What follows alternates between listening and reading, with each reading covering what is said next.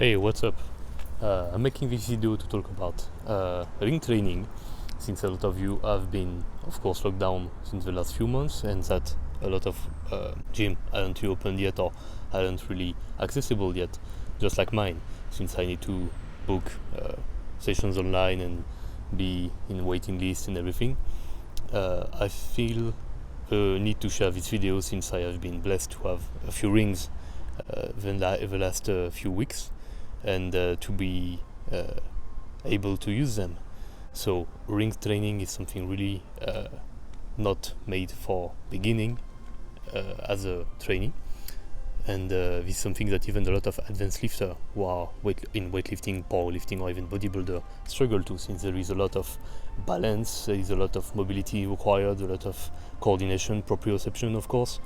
So this isn't for everyone, but for upper body development, you just need to see what gymnasts are capable to do on these rings, and also what muscles they acquire doing so, to see the effectiveness of these gym tools. So just a quick video for showing you what you can do for your upper body, so shoulder, the chest, the back, obviously lats, traps, and also the arms. So yeah, and everything will always engage your core. So a little short quick video to show you.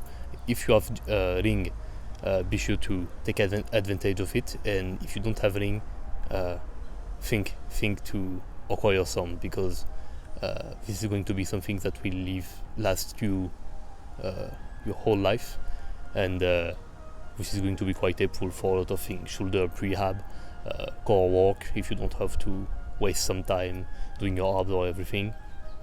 If you don't have any materials, they can do pretty much a whole gym substitute also. And yeah, so I will leave you with the video, and you can see for yourself. The first exercise is going to be the handstand push-up, my one true staple movement for the shoulder. So as you can see, I'm going in with the rings, but also balancing with my pull-up bar. This is absolutely not a good form or proper form, but I am forced to do it this way since I don't have anything left to slide my feet on, like a wall or something. So yeah, and as you can see, if I'm losing my balance, I will stop the mid-set and reset. It is really key for this movement, since the stability is going to be a real issue. Same thing for those incline push-ups. I use the wall as a stable for my feet, but nothing else is moving except for my hand. If it is much like an incline dumbbell presses, it works pretty much the same. You can really feel a whole lot of muscle triggering and firing inside your shoulder joint. A really nice chest exercise. Now for the shoulder, more like the lateral and posterior delt, you have a face pull. You can do it just like I'm doing it, which is pretty horizontal, but if you are weaker, you can just have more angle position, more like 45-degree body angle.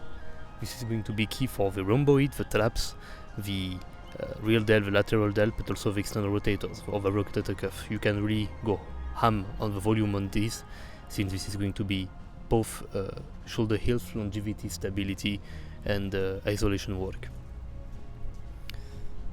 Now for the more basic compound movement, you can have the dips with the rings.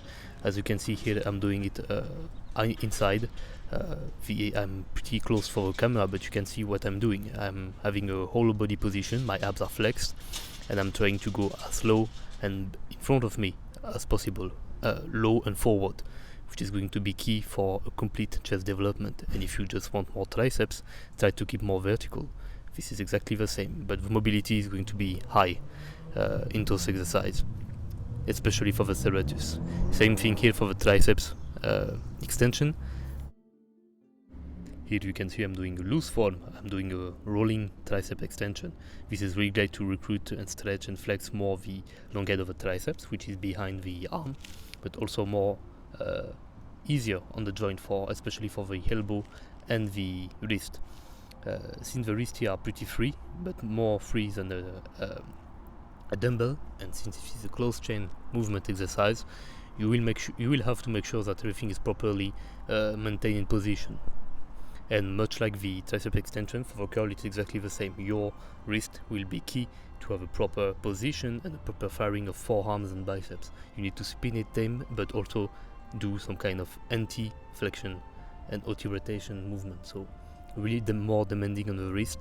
It's no wonder gymnasts have a great bicep development, since they are always doing flexion motion with curls and chin-ups, but also doing hold with her arm totally flexed, straight, my bad. And as you can see here, one of the strategies that you can make with the rings is actually to do wrong form inverted row, to do some kind of body weight hammer curl, which is really nice for, again, the flexor movement. Now another movement which is really hard, especially in the rings, which is going to be the one arm inverted row. So you might already know the variant with a stable end, but with the ring it's going to be even more challenging, but it will be more comfortable for the joint, since you will be able to do some wrist rotation. I personally like them a lot. I can really feel a lot my rhomboids and also my traps with this. Now, a more easier, in my opinion, form variation is going to be the archer inverted row, or one arm assisted inverted row. So this is really effective for the rear delt, and also to really balance out every movement, since every side, since we'll always have a more dominant side for the arm and the traps mostly, but also for the back, like the lats. So this thing will be able to work as both as the progression work for your one arm inverted row, but also as the balancing out exercise. And now the 1-2 staple inverted row with the rings, you can really go ham with the volume on this. You can do a whole day of inverted row and maintain a lot your muscularity if you don't have access to a gym and had to stop barbell rowing and deadlift and weighted push-ups and pull-ups and everything. Personally, it helped me a lot with maintaining traps and rhomboid mass. Not so much the erector, of course, because back thickness is a multitude of muscle groups, but it was really great for my shoulder in that. As you can see from the video, my physique have benefited greatly from this ring. I've been able to maintain a lot of muscle mass. I've been able to build the chest, especially with the ring dips. The ring also helped a lot with my biceps, with my forearm, with my wrist heels, since I had a few problems with my wrist when I started lifting really heavy. It's really nice also for the external rotators and for the back development. So yeah, that's it for today. So leave your thoughts in the comment down below, please. Like, subscribe, share, and I'll see you soon for another video. Take care.